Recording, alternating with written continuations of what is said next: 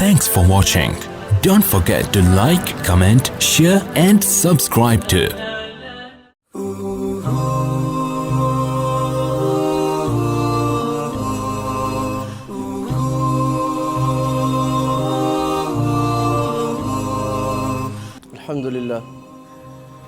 الحمد لله نحمده ونستعينه ونستغفره ونؤمن به ونتوكل عليه ونعوذ بالله من شرور أنفسنا ومن سيئات أعمالنا من يهده الله فلا مضل له ومن يضلل فلا هادي له ونشهد أن لا إله إلا الله وحده لا شريك له ونشهد أن سيدنا ومولانا محمدا عبده ورسوله أما بعد فأعوذ بالله من الشيطان الرجيم بسم الله الرحمن الرحيم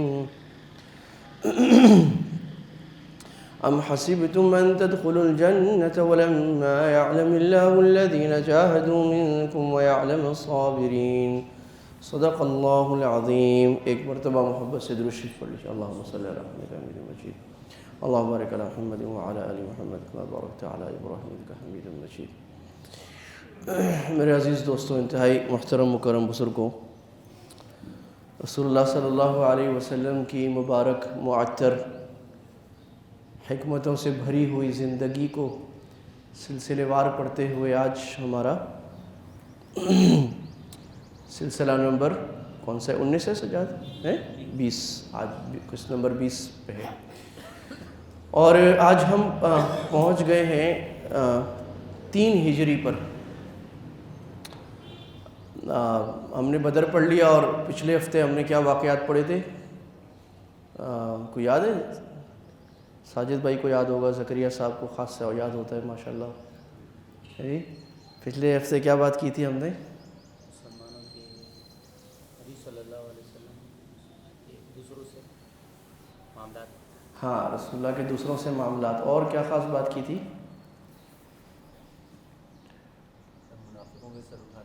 منافقوں کے سر اٹھانے کے واقعات. اور نکاح کس کا تھا؟ کس کی نکاح کی بات کی تھی؟ حضرت علی اور فاطمہ رضی اللہ تعالیٰ کا نکاح. چلیں، تھوڑا مطلب یہ ہے کہ آدھی بات بتا دی جائے تو آدھی بات آپ بتا دیتے ہیں، تھوڑا اچھا ہو، امپروو ہو رہے ہیں ماشاءاللہ. میں بار بار عرض کر رہا ہوں کہ اس کی کوشش فرمائیں کہ رسول اللہ صلی اللہ علیہ وسلم کی سیرت کی کوئی کتاب گھر میں ہو اور تھوڑا تھوڑا اس کو پڑھنا شروع کریں رات کو، یا کوئی بیانات ایسے پڑھیں تو زیادہ اچھا ہے. ہم پہنچ گئے 3 ہجری پر، مکی زندگی کا مدنی زندگی کا تیسرا سال. دوسرے سال میں 1-2 واقعات اور ہو چکے ہیں جو پہلے بتا چکا تھا میں کہ زکوٰۃ فرض ہو گئی، روزہ فرض ہو گیا. تو احکام اکثر جو آئے وہ مدینہ کی زندگی میں آئے، مکی زندگی میں کم آئے. مکی زندگی میں جو محنت تھی وہ عقائد کی تھی، عقیدہ پختہ کرنا، اللہ پر یقین، اللہ پر توکل، اللہ تعالیٰ پر بھروسہ، اللہ ہی کو آگے رکھنا، ہر معاملے میں اللہ تعالیٰ کو آگے رکھنا، اور اخلاق کا بنانا، اور ایسا اللہ کے حکم پر اپنی جان قربان کرنے کو تیار ہونا.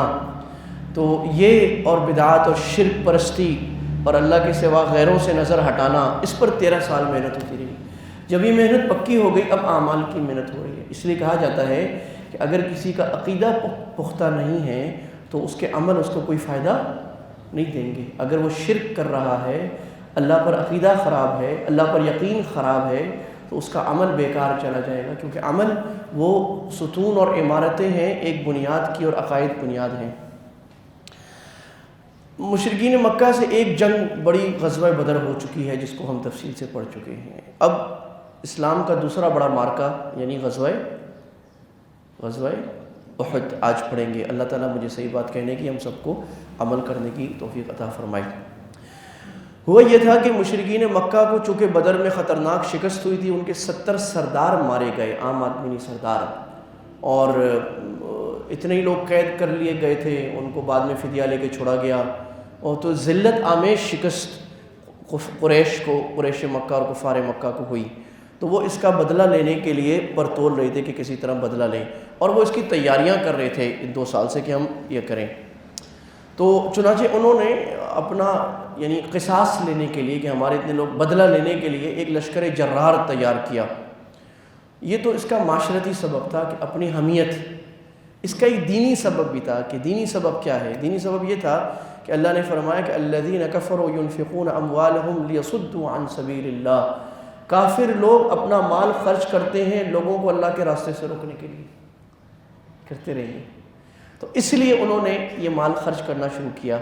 تو دنیا میں کفر اسلام کی جتنی بھی جنگیں ہو رہی ہیں نا، اس میں ہم دوسرے سبب بیان کرتے ہیں، مثلا عراق پر حملہ ہوا، افغانستان پر حملہ ہوا، لیبیا پر حملہ ہوا، یا کسی اور جگہ پہ حملہ ہوا، یمن پہ، ہم کہتے ہیں کہ جناب یہاں مقصد تھا ان کا تیل لینا، ان کا مقصد تھا مسلمانوں کی معدنیات کو لینا، وہ بھی صحیح تھا، لیکن اصل سبب یہ تھا الذین کفروا ينفقون اموالهم لیصدوا عن سبیل اللہ، ان کو اسلام سے مصیبت ہے، وہ اسلام کو پھلتا پھولتا نہیں دیکھ سکتے، جہاں اسلام پنپ رہا ہو اس ملک کو وہ برداشت نہیں کرتے، اس تہذیب کو برداشت نہیں کرتے، اس زبان کو نہیں برداشت کرتے جو اللہ کا نام لے، اس تنظیم کو برداشت نہیں کرتے جو اللہ کی حاکمیت کی بات کرے، جو کفر کے نظام کو توڑ کر اللہ کے نظام کی بات کرے، یہ کافروں سے برداشت نہیں ہوتا۔ پاکستان سے کیوں دشمنی ہے؟ یہی وجہ کہ ہم کہتے ہیں ربی اللہ۔ ترکی سے کیوں دشمنی ہے؟ ربی اللہ۔ شام کو کیوں تباہ و برباد کیا؟ ربی اللہ۔ دنیا کے بہترین علماء وہاں ہوتے تھے۔ یمن کو کیوں برباد کر رہے ہیں؟ ربی اللہ۔ افغانستان کو کیوں برباد کیا؟ اللہ کا نام لینے والے مجاہد لوگ تھے۔ عراق کو کیوں برباد کیا؟ قال اللہ قال رسول کی باتیں ہوتی تھیں، اللہ کا نام لیا جاتا تھا۔ کیوں عالم اسلام کو لڑا رہے ہیں؟ یہی۔ کیوں فلاں کو مار رہے ہیں، فلاں کو مار رہے ہیں؟ یہ بڑا سبب ہے یہود کا یا دنیا کی طاقتوں کا جو مسلمانوں کو مارنا چاہتے ہیں۔ تو یہ مارکہ صرف ریسورسز کا مارکہ نہیں ہے، یہ جنگ صرف انٹرسٹ کی جنگ نہیں ہے، یہ جنگ دینی جنگ ہے۔ اور یہ بات ہمیں سمجھنی چاہیے کہ کافروں نے یہ جنگ اللہ کے نبی کے آنے کے وقت سے دینی سبب کی وجہ سے لڑی ہے۔ اللہ قرآن میں کہہ رہے ہیں یہ دین کو برداشت نہیں کریں گے۔ اللہ کہہ رہے ہیں کہ وَلَن تَرْضَىٰ عَنْكَ الْيَهُودُ وَلَا النَّصَارَىٰ حَتَّىٰ تَتَّبِعَ مِلَّتَهُمْ، یہ یہود و نصارہ تم سے اس وقت تک راضی نہیں ہوں گی جب تک کہ تم ان کے دین پہ نہ آ جاؤ۔ آپ ان جیسا لباس پہن لیں، ان جیسی ہیٹ پہن لیں، برقعے کو اتار کے پھینک دیں، پردہ ختم کر دیں، حیا کی تہذیب کو ذبح کر دیں، اسلامی تعلیمات کو ختم کر دیں، مسجد سے اذانوں کو ختم کر دیں، علماء کو دبا دیں، دینی تحریکوں کو ختم کر دیں، لبرلز کو بھڑکائیں، عورت مارچ کرائیں، بے حیائی کو عام کریں اور مغربی تہذیب کو کھل کر جگہ دیں، بے حیا قسم کے شو کرائیں، آپ سے خوش نہیں ہوں گے، بولیں گے اور وہ جو 9/11 میں وہ کہتے تھے نا، کیا کہتے تھے؟ Do more.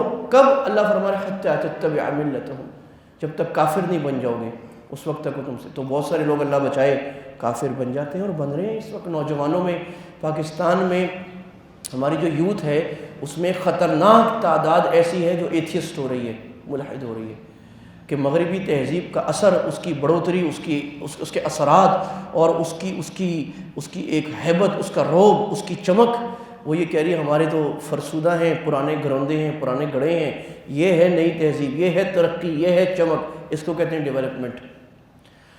تو دوسرا سبب کیا تھا؟ دینی سبب۔ تیسرا سبب غزوہ احد کا اقتصادی سبب تھا۔ اس کی وجہ یہ تھی کہ قریش کا جو تجارتی قافلہ تھا وہ مکہ سے چلتا تھا اور شام جاتا تھا یا یمن جاتا، زیادہ شام جاتا تھا۔ اب مدینہ شام کے راستے میں آتا تھا۔ تو رسول اللہ کی اسٹریٹجی کیا تھی کہ آپ نے جو اس پورے راستے میں جو چھوٹے چھوٹے قبیلے تھے ان کو اپنا بنانا شروع کر دیا تھا، یا تو وہ مسلمان ہوئے اور بہت سارے مسلمان نہیں ہوئے، ان سے الائنس بنا لیے کہ بھئی مسلمان ایک طاقت ہیں، ہم تمہاری مدد کریں گے، تم ہماری مدد کرنا، ہم تمہاری سپورٹ کریں گے، ان کو اپنا بنا لیا۔ تو کافروں کو اپنا تجارت کا راستہ جو ان کی واحد معیشت اور ان کا اقتصاد تھا، ان کی اکانومی کا واحد راستہ، وہ بند ہوتا نظر آ رہا تھا۔ تو دے ور فائٹنگ فار دس کہ اب ہم اپنی معیشت کو بھی بہتر کریں گے۔ تو یہ سارے سبب دنیا میں کل بھی تھے، آج بھی ہیں، تاریخ اپنے آپ کو دہراتی ہے، کوئی عبرت کی نظر سے دیکھنے والا تو ہو۔ سیاسی سبب بھی تھا، ان کے سردار مارے گئے تھے سارے، اور ایک سردار ابو سفیان ہی رہ گیا تھا، تو وہ اپنی سرداری کے لیے جنگ لڑ رہے تھے۔ ساتھ ساتھ شیروں کی جنگ بھی چل رہی تھی۔ اس زمانے میں جو میڈیا وار ہوتی تھی وہ شیروں کی ہوتی تھی، یعنی ایک قبیلہ دوسرے کے خلاف شیر کہتا تھا، وہ اس کے خلاف شیر کہتا تھا، پھر جب لشکر نکلتا تھا تو شاعر مرد یا عورتیں وہ شیر کہہ کے اپنے لشکر کو بھڑکاتے تھے اور دوسری قوم کو ذلیل کرنے کے لیے شیر کہتے تھے، اللہ کے نبی کے خلاف، مسلمانوں کے خلاف۔ تو آپ صلی اللہ علیہ وسلم ادھر سے صحابہ کو کہتے تھے کہ تم ان کا جواب دو، اور اس میں سب سے آگے کون سے صحابی تھے؟ حضرت حسان بن ثابت رضی اللہ عنہ، جن کو اللہ کے نبی نے ممبر پہ بٹھایا۔ ایک صحابی ہیں جن کو اللہ کے نبی نے اپنی زندگی میں اپنے ممبر پہ بٹھایا. ایک تو اپنے مصلی پہ آپ نے ابو بکر کو آگے کیا رضی اللہ عنہ, اپنی زندگی پہ ممبر پہ ابو حسان کو بٹھایا, خود نیچے بیٹھے, بولا حسان شعر کہو, جبریل تمہارے ساتھ ہے, اور تم جو شعر کہتے ہو یہ کافروں کو تیر سے زیادہ برے لگتے ہیں. تو اس کو علماء کہتے ہیں کہ آج کے زمانے میں زبان کی جنگ, تحریر کی جنگ, میڈیا کی جنگ, اس کا مقابلہ کرنا, کافروں کی میڈیا وار میں بیانات کرنا یا ایسا اسلامک کانٹینٹ نکالنا یا اسلام کی مدد میڈیا کے ذریعے کرنا, یہ حسان بن ثابت رضی اللہ عنہ کے فضیلت میں آتا ہے. جو نوجوانوں کو اللہ نے ٹیکنالوجی کا علم دیا ہے, سمجھ دیا, ان کو اس میدان میں آگے آنا چاہیے. جو علماء یہ کر سکتے ہیں ان کو آگے آنا چاہیے اور اپنی بات کو لوگوں تک اعلیٰ سے اعلیٰ انداز سے دنیا تک پہنچانا بھی چاہیے اور کافروں کے حربوں کا جواب بھی دینا چاہیے. تو ابو عزہ شاعر تھا, وہ بڑا بد زبان تھا اور شاعر بڑا غضب کا تھا. اس کو بھی تیار کیا, تم ہمارے ساتھ چلو مسلمانوں کے خلاف شعر کہنا. قریش کی تیاری کیا تھی کہ قریش نے 3000 اونٹ, 200 گھوڑے اور 700 زرہ پوش لوگ تیار کیے تھے, آرمڈ لوگ, زبردست قسم کی تیاری. جبکہ مسلمان, اب ہم پڑھیں گے آگے, مسلمان صرف 1000 تھے, ان کے پاس گھوڑے بھی تھوڑے سے, اونٹ بھی تھوڑے سے, وہی بدر والا معاملہ, کوئی بھی تیاری نہیں. 7 شوال کو یہ لوگ نکلے, یعنی تیسرا سال ختم ہو رہا ہے, چوتھا سال شروع ہونے والے, شوال آ گیا, نکلے.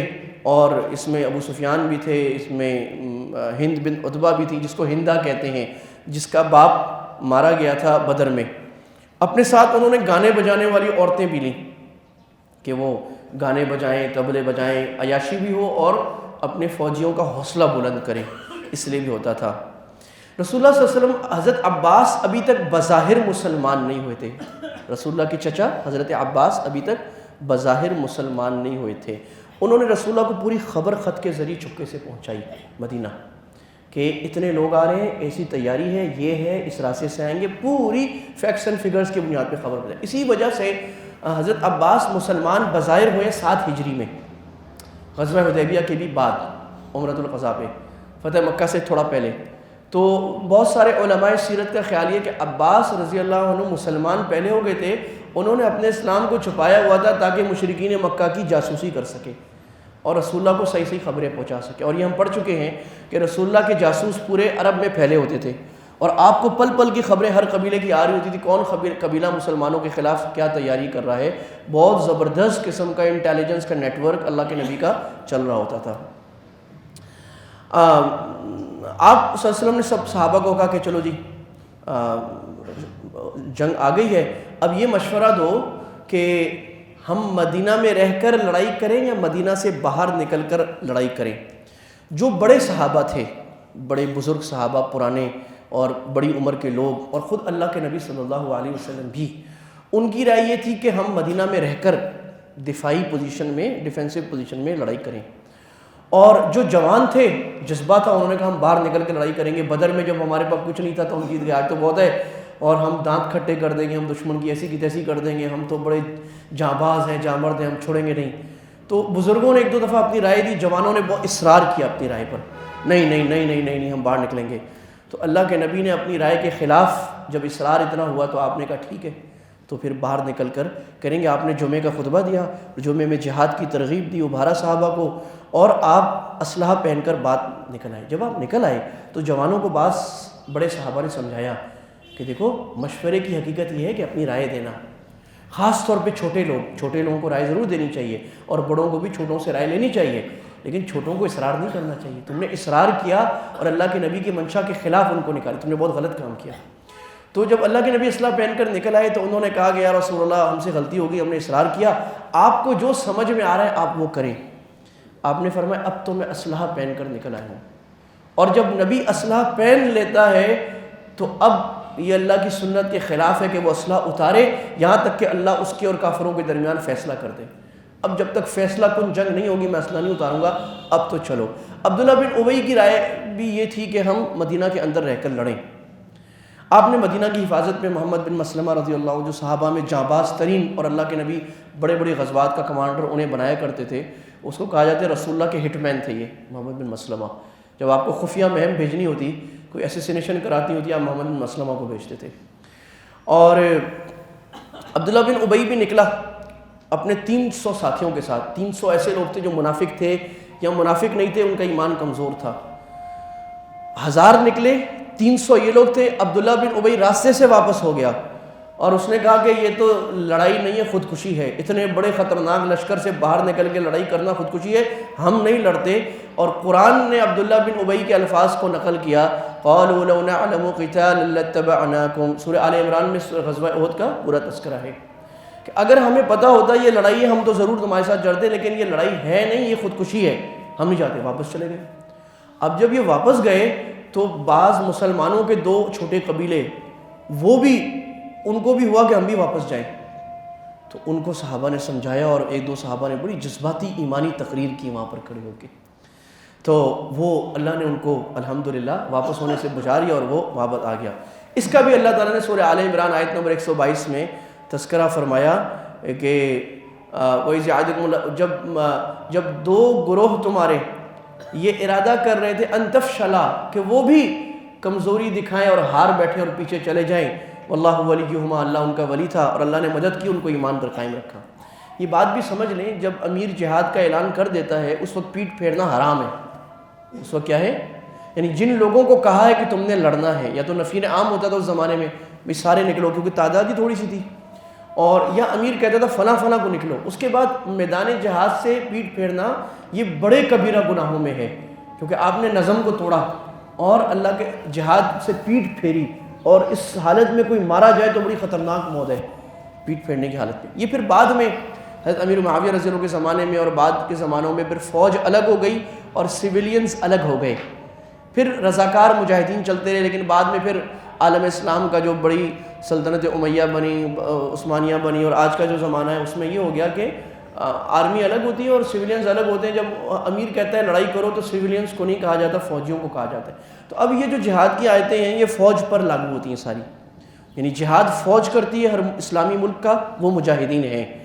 ہر آدمی کھڑے ہو کے جہاد نہیں کر سکتا، یہ جائز نہیں ہے. یا میں یہاں 4-5-6 لوگ جمع کر کے ہم لڑائی جہاد کریں گے، یہ جائز نہیں ہے اسلام میں. یہ امیر کی یعنی حاکم کی اجازت کے بغیر نہیں کر سکتے. ہاں حاکم کہے کہ آپ سویلینز بھی آؤ، رضاکار آؤ تو پھر آ جائیں، ٹھیک ہے، جس کو ٹریننگ ہے وہ آ جائے. تو یہ ان کے لیے ہے. پھر تو یہ آپ معاملہ چلا اور اس طرح جا کر جو ہے مسلمان نکلنا شروع ہوئے. اب اس طرف سے مشرکین مکہ آ رہے ہیں. یہاں آپ صلی اللہ علیہ وسلم نے غزوہ احد کے میدان میں جب گئے تو آپ صلی اللہ علیہ وسلم نے مشورہ شروع کیا، اور مشورہ کرتے ہوئے یہ بات ہوئی کہ اب کیا کیا جائے، یعنی اب جہاد کا طریقہ کیا ہو اور ہم کس طریقے سے لڑیں. تو غزوہ احد کا جو میدان ہے، احد اصل میں اب تو مدینہ کے اندر آ گئے، اس وقت مدینہ کے باہر ہوتا تھا. احد کے میدان میں مسلمان پہلے پہنچ گئے. تو پہلے پہنچ کے انہوں نے تیاری شروع کی، اور تیاری شروع کرنے کے ساتھ ساتھ آپ صلی اللہ علیہ وسلم نے جنگی حکمت عملی بنائی. تو آپ نے احد پہاڑ کو پیچھے رکھا تاکہ دشمن پیچھے سے حملہ نہ کر سکے. اور احد بہت بڑا پہاڑ ہے، اور احد وہ پہاڑ ہے جس سے اللہ کے نبی نے فرمایا ہم اس سے محبت کرتے ہیں، ہم سے محبت کرتے ہیں، یعنی مدینہ کی وجہ سے، کہ مدینہ سے تو اللہ کے نبی کو شدید محبت تھی. آپ نے فرمایا مدینہ کے پہاڑوں سے بھی ہمیں محبت ہے. تو یہ آپ فرماتے تھے. پھر آپ نے دیکھا کہ ایک ایسی گھاٹی ہے احد کے پہاڑ کے بیچ میں جہاں سے راستہ ہے آنے کا، اور اس کے ساتھ ایک چھوٹی سی پہاڑی اور ہے. تو آپ نے حضرت عبداللہ بن جبیر رضی اللہ عنہ کو وہاں 50 تیر اندازوں کے ساتھ مقرر کیا کہ دشمن اگر ہماری پیٹھ کے پیچھے سے اس درے سے جو چھوٹا سا راستہ ہے حملہ کرنا چاہے تو تم لوگ یہاں تیر انداز پہاڑ پہ کھڑے ہو کے تم ان کو روک لینا. وہ وہاں کھڑے ہو گئے اور ان کو کہا، اب یہ بات سننے کی ہے، اہم بات ہے، بخاری شریف کی روایت ہے. آپ صلی اللہ علیہ وسلم نے ان سے فرمایا کہ دیکھو شہ سواروں کو تیر مار کر ہم سے دور رکھنا، اگر ہم جیتیں یا ہاریں تم اپنی جگہ سے نہ ہٹنا، اگر دیکھو ہم مال غنیمت سمیٹ رہے ہیں تم نہ آنا، اگر دیکھو پرندے ہمارا گوشت کھا رہے ہیں پھر بھی اپنی جگہ نہ چھوڑنا. بڑی واضح قسم کی ہدایات آپ صلی اللہ علیہ وسلم نے ان کو دے دی. پھر آپ صلی اللہ علیہ وسلم نے لشکر کو ترتیب دیا. پہلے زمانے میں چونکہ جنگ تلوار کی ہوتی تھی تو ایک میمنہ ہوتا تھا جس کو رائٹ ونگ کہتے ہیں، ایک میسرہ ہوتا تھا جس کو لیفٹ ونگ کہتے ہیں، ایک سینٹر ہوتا تھا جس کو قلب کہتے ہیں، ایک مقدمہ ہوتا تھا جو آگے بڑھ کر لڑتا ہے. تو 4-5 فارمیشنز ہوتی تھیں.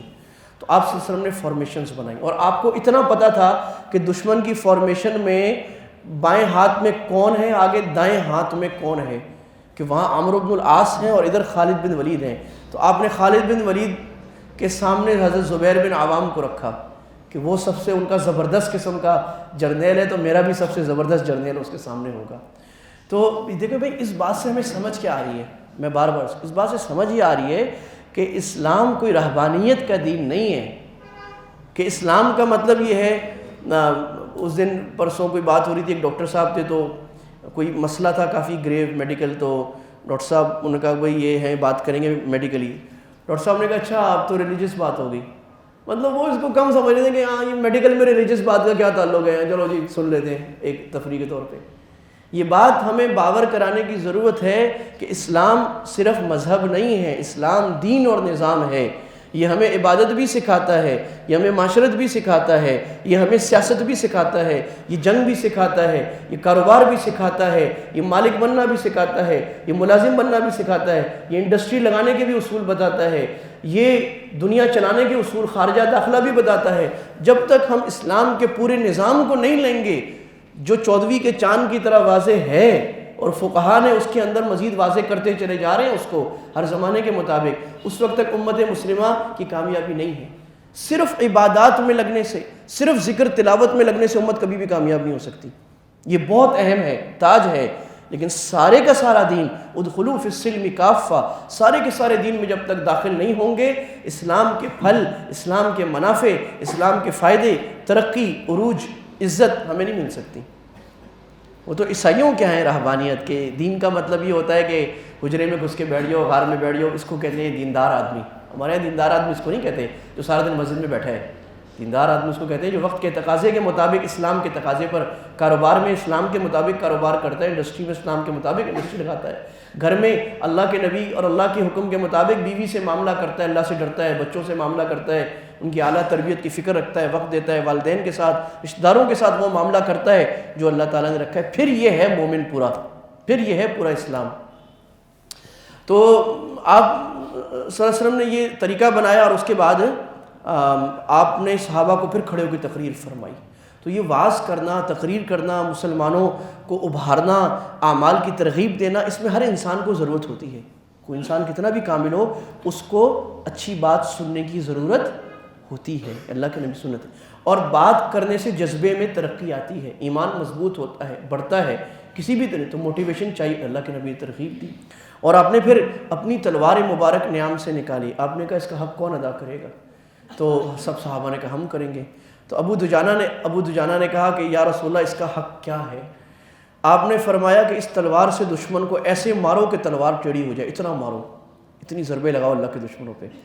تو ابو دجانہ نے کہا یا رسول اللہ میں حق۔ ابو دجانہ جو تھے نا 7 فٹ کے آدمی، لمبے اور ایک لہین شہین خوبصورت نوجوان اور زبردست طاقتور تھے۔ تو آپ نے کہا ابو دجانہ یہ لو۔ تو ابو دجانہ نے سر پہ لال پٹی باندھی، تو صحابہ نے کہا موت کی پٹی باندھی ہے، اور وہ اللہ کے نبی کی تلوار کو لے کے نا صفوں میں اکڑ کے چلنے لگے، جیسے پہلوان چلتا ہے نا، یوں کر کے ایسے چلنے لگے۔ تو صحابہ نے کہا کہ اللہ کو تو یہ چال پسند نہیں ہے، یعنی اللہ کو اکڑ کے چلنا پسند نہیں ہے، اللہ کو جھک کے چلنا پسند ہے عاجزی کے ساتھ۔ تو اللہ کے نبی نے کہا اللہ کو یہ چال پسند نہیں ہے، مگر یہاں اللہ کو یہ چال سب سے اچھی لگ رہی ہے، کیونکہ اب کافروں پر رعب دکھا، اب تواضع کی بات نہیں ہو رہی، اب تواضع نہیں، اب کافروں کو قوت دکھانی ہے، اپنا بڑا بتانا ہے کہ ہم کیا چیز ہیں۔ وہ کسی نے کہا تھا نا کہ اگر جنگ 2 لکھنوی لوگوں کے درمیان جنگ ہو جاتی، 2 فوجیں ہوتی، دونوں لکھنؤ کی ہوتی، تو کبھی جنگ نہ ہوتی۔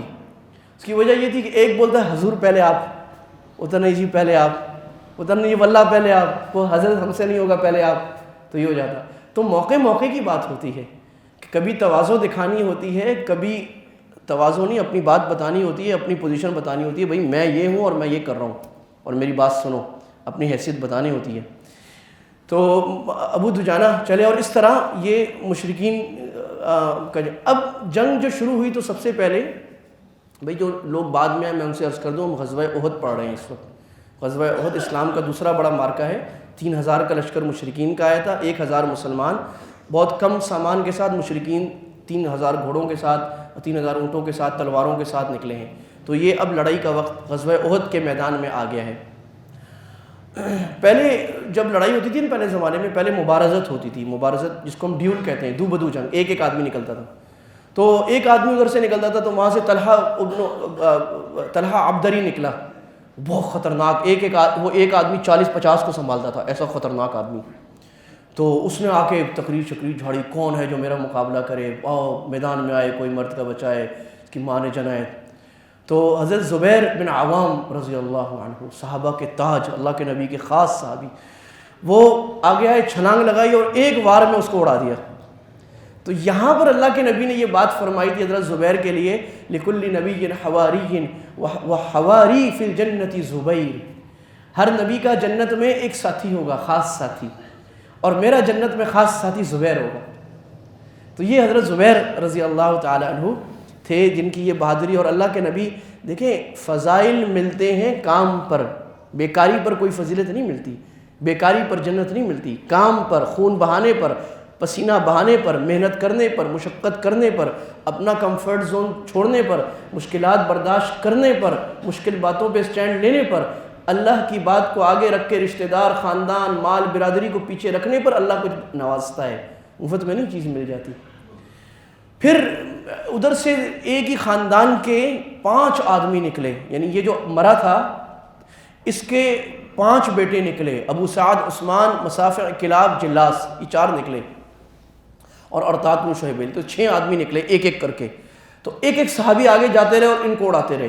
سعد بن ابی وقاص نکلے، جن کے بارے میں اللہ کے نبی نے کہا تھا کہ یہ میرے ماموں ہیں سعد، کسی اور کا ایسا ماموں ہو تو دکھاؤ. یہ وہ سعد ہیں کہ جو تیر چلاتے تھے احد کے میدان میں، تو اللہ کے نبی فرماتے تھے ارمی یا سعد فداک ابی و امی، سعد تیر چلاؤ، میرے ماں باپ تم پہ قربان. سارے صحابہ جب بات کرتے ہیں تو وہ کہتے ہیں کہ فداک ابی و امی، یا رسول اللہ ہمارے ماں باپ آپ پہ قربان. اور یہ ایک آدمی ہے جس کو اللہ کے نبی کہہ رہے ہیں کہ میرے ماں باپ تم پہ قربان. کام پر اجر مل رہا ہے، بیٹھنے پر نہیں ملتا. حضرت حمزہ نکلے، دوسرے کو انہوں نے اڑا دیا. عاصم بن ثابت نکلے، تیسرے کو انہوں نے. حضرت زبیر پھر نکلے، طلحہ بن عبید اللہ پھر نکلے. آگے سے آخر میں آئے ارطاد بن شرحبیل، تو حضرت علی نکلے، اسد اللہ، علی بن طالب، حضرت علی نکلے، انہوں نے کام تمام کر دیا، سارے اڑ گئے. اس کے بعد یہ یعنی 10 جھنڈا بردار مارے گئے. قریش کا جو آدمی جھنڈا لیتا وہ آتا اور مارا جاتا. اس کے بعد جنگ شروع ہوئی اور قریش یعنی وہ بھاگ گئے. اب جب وہ بھاگے اور پہاڑی پہ چڑھ گئے اور ایک طرح سے شکست ہو گئی، تو وہ جو 50 صحابہ اللہ کے نبی نے پہاڑی پہ چھوڑے تھے کہ تم یہاں سے ہلنا نہیں، انہوں نے دیکھا کہ جنگ تو ختم ہو گئی اور وہ قریش تو بھاگ گئے اور مسلمانوں نے غنیمت اکٹھی کرنا شروع کر دی. تو انہوں نے کہا جی اب تو ہم جاتے ہیں، ہم بھی جاتے ہیں، غنیمت جمع کرتے ہیں. تو ان کے جو امیر تھے عبداللہ بن جبیر، انہوں نے کہا دیکھو بھائی اللہ کے نبی نے کہا تھا یہاں سے بالکل نہیں ہلنا. تو انہوں نے کہا نہیں بھائی اب ساری زندگی تھوڑی یہیں کھڑے رہنا ہے. مطلب تو اللہ کے نبی کی بات کا مطلب یہ تھا کہ جب تک جنگ ہے، جنگ تو ختم ہو گئی. تو ان میں 50 میں سے 40 چلے گئے نیچے اور 10 رہ گئے اور وہ نیچے چلا گئے. اب اس کو یہ کہیے یہ اجتہادی غلطی ہے. ہم یہ نہیں کہتے کہ اس صحابہ نے جان بوجھ کر اللہ کے نبی کی نافرمانی کی، کوتاہی تو ہوئی لیکن اجتہادی غلطی ہے. بات کو سمجھنے میں غلطی کی اور کافی بڑی غلطی کی، جس غلطی کی وجہ سے سارے مسلمانوں پر اس کا بڑا اثر آیا اور اتنی شہادتیں ہوئیں. تو عبداللہ بن حضرت خالد رضی اللہ عنہ جو کافروں کے میمنہ میں تھے، وہ پہاڑ پر تھے، سامنے والے پہاڑ پہ. انہوں نے دیکھا کہ سامنے جو پہاڑ ہے وہ خالی ہو گیا، آدمی چلے گئے. تو وہ گھڑ سواروں کے لشکر میں تھے، کافروں کا جو گھڑ سواروں کا لشکر تھا اس کی کمان خالد کر رہے تھے. وہ پیچھے سے احد کے پیچھے سے گھوم کے آئے اور انہوں نے وہاں سے حملہ کیا. وہ 10 تیر انداز جو تھے ثابت قدم، ان کو شہید کیا اور مسلمانوں پر پیچھے سے حملہ کیا. جب پیچھے سے حملہ ہوا تو جو کافر بھاگ رہے تھے انہوں نے دیکھا کہ پیچھے سے حملہ ہو گیا مسلمانوں پر، تو انہوں نے آگے سے دوبارہ پلٹ کے حملہ کیا. اب مسلمان چکی کی طرح بیچ میں پس گئے اور دونوں طرف سے لڑائی. اور جب پس جائے نا، یعنی دو بدو کی جنگ میں جب آگے پیچھے ہو جائیں تو یعنی آپ لڑ نہیں سکتے کیونکہ آپ کی صفیں ٹوٹ گئیں. اس وقت جنگ ہوتی تھی صف کی، آپ کی صفیں ہیں تو آپ لڑ سکتے، ختم ہو گئی. اور ایسے ہو گیا کہ بعض صحابہ کی تلواریں دوسروں پر چلنے لگی، پہچان کیونکہ وردی تو تھی نا. وَخَلَطُوا بِغَيْرِ شِعَارٍ، اور جب اس زمانے میں جنگ ہوتی تھی شعار ہوتا تھا، وہ کہتے تھے اللہ اکبر اللہ اکبر، وہ کہتے ہیں خریبت خیبر خریبت خیبر. تو اپنے آواز ایک نعرہ کہہ کے ایک دوسرے کو پہچانا کر، وہ پہچان بھی ختم ہو گئی، یعنی بھوکلاہٹ ہو گئی اور صحابہ شہید ہونے لگ گئے. ادھر سے کافروں نے دیکھا کہ اللہ کے نبی کے اوپر حملہ کریں، تو اللہ کے نبی پر انہوں نے زبردست قسم کے حملے کیے، اور چند صحابہ تھے جو اللہ کے نبی کے ساتھ ثابت قدم رہے. تو ابن قمیعہ نے ایک پتھر مارا اللہ کے نبی کے یہاں لگا، اور آپ صلی اللہ علیہ وسلم کی خود جو ہیلمٹ ہوتا ہے اس کی کڑیاں آپ کے گال کے اندر چلی گئیں. ایک اور کافر تھا بدبخت، اس نے ایک گڑھا کھودا ہوا تھا، وہ راہب تھا، عامر راہب، جو مدینہ میں تھا، اور جب مدینہ مسلمان ہوا تو وہ چلا گیا غصے میں، کیونکہ اس کو مدینہ کے سردار، اس نے گڑھا کھودا. اللہ کے نبی اس گڑھے میں گرے تو آپ کی خراشیں آئیں، پورے جسم میں خون نکلنے لگ گیا، آپ کے 2 دانت مبارک ٹوٹ گئے. تو اب یہاں پر جو ثابت قدم تھے صحابہ، اس میں ایک حضرت ابو دجانہ اور یہ آگے لڑ کر اللہ کے نبی کے اوپر ایسے جھکے ہوئے تھے اور اپنی کمر پہ تیر لے رہے تھے سارے. اور دوسرے حضرت سعد، تو حضرت سعد غضب کے تیر انداز تھے، تیز تیر چلاتے تھے. حضرت سعد تیر مارے جا رہے اور اللہ کے نبی یہاں فرما رہے ارمی یا سعد فدا کا ابی امی، سعد تیر چلاؤ.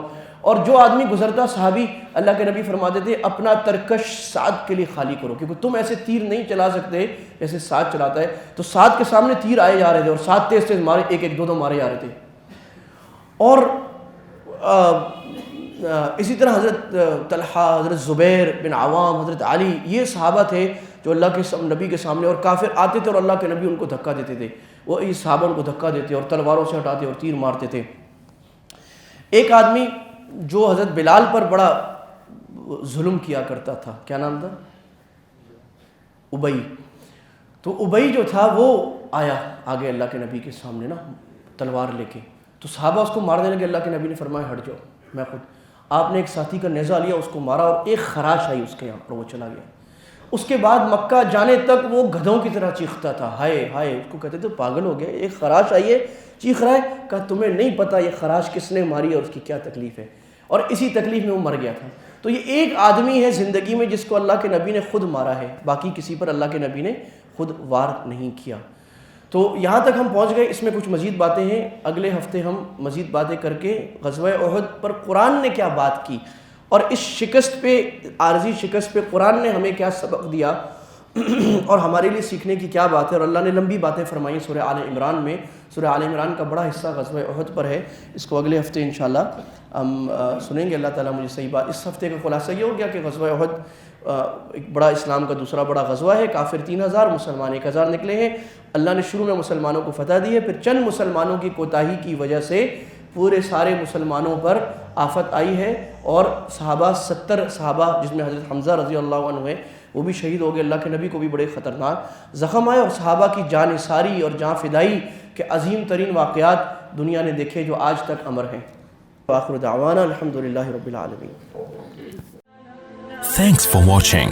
Don't forget to like, comment, share and subscribe to